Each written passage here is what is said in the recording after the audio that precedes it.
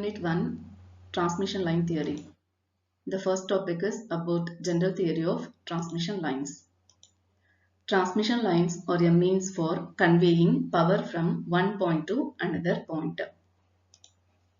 Normally, transmission lines are a two-port network that connecting a generator circuit at the sending end to the load circuit at the receiving end.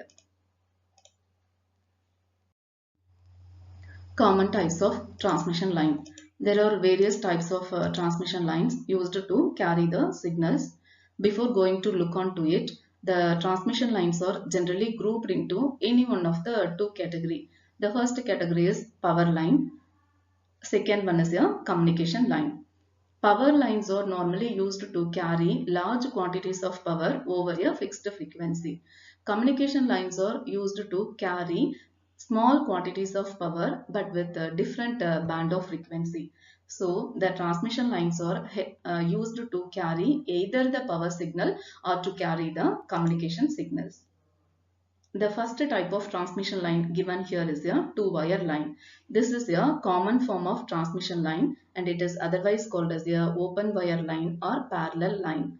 And this type of transmission lines are useful where the balanced properties are required.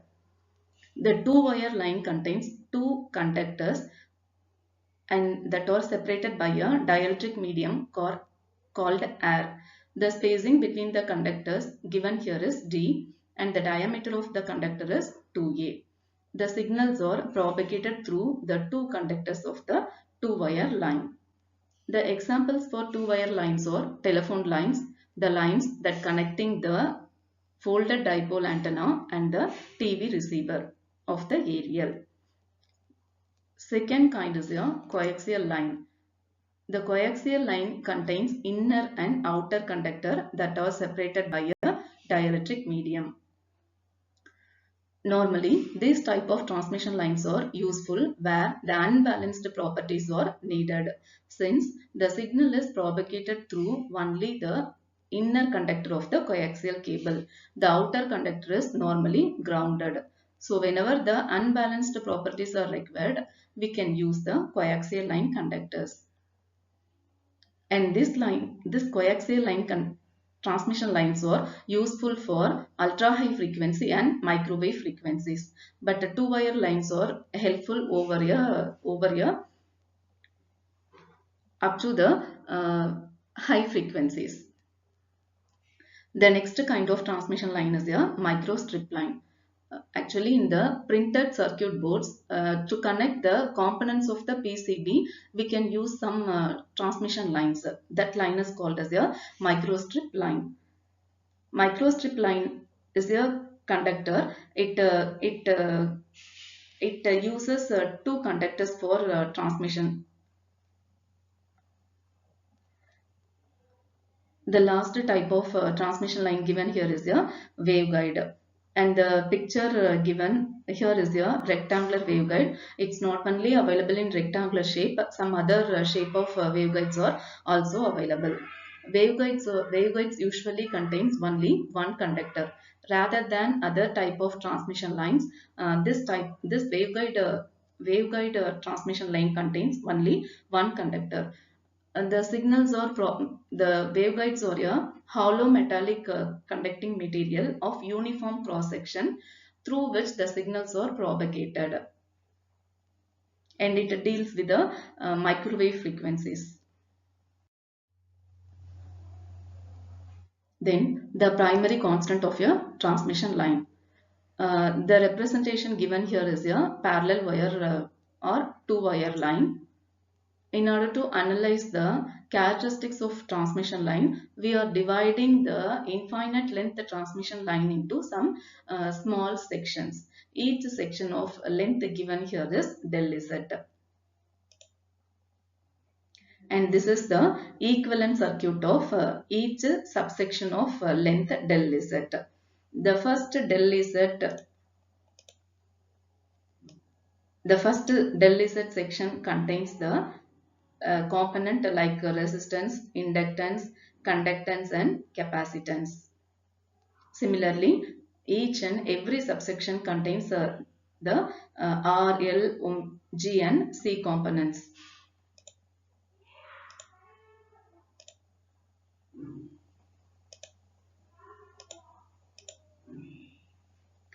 Here R dash is nothing but your resistance per unit length and it is measured in terms of ohms per meter. L dash is inductance per unit length, Henry per meter. G dash is conductance per unit length, Siemens per meter. C dash is capacitance per unit length, Farad per meter. And each subsection contains R, L, G and C component. Here R and L component are appeared in the series of the network and this is nothing but a series impedance of your transmission line. It is denoted by Z and Z is R plus J omega L. And there is a shunt admittance and it is denoted by Y equal to G plus J omega C. Actually, the transmission line contains distributed components. Since the components not measured at a unit length because these components are distributed over the infinite length of the transmission line.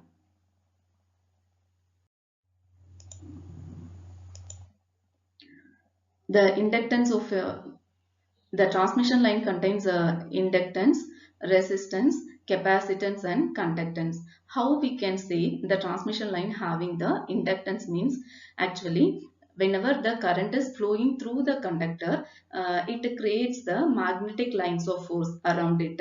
So as the current increases or decreases, the field around the wire expands and collapses accordingly. So this represents a certain amount of inductance is present in the transmission line and it is measured in terms of henries per unit length. Then the resistance of your transmission line, it is denoted by R. Normally the transmission line having some electrical resistance along its length depending upon its cross-sectional area. The resistance is usually measured in terms of ohms per unit length. Next one is capacitance of your transmission line. Actually, the transmission line is similar to your parallel plate capacitor. The parallel plate capacitor normally contains two conductors that are separated by a medium. Normally air. Like the capacitor, the transmission line also contains two conductors which are separated by the dielectric medium called air. So it's similar to the similar to your capacitor. So the two parallel wires act as a plate of the capacitor and the air between them act as a dielectric. So voltage applied across the conductor creates an electric field between the wires and it is similar to the field that exists in the parallel plate of your capacitor. So there must be a capacitance present in your line and it is measured in terms of farads per unit length. Whenever there is a capacitance in the line, the capacitance is not always perfect. It has some leakages that is represented by conductance of a transmission line. It is measured in terms of mole per unit length. Then the secondary constant of a transmission line. The characteristic impedance and propagation constant are the secondary constant of your transmission line. Characteristic impedance is denoted by Z0 and it is defined as the ratio of voltage to current of the wave that is traveling from source to load in a uniform transmission line in the absence of reflection.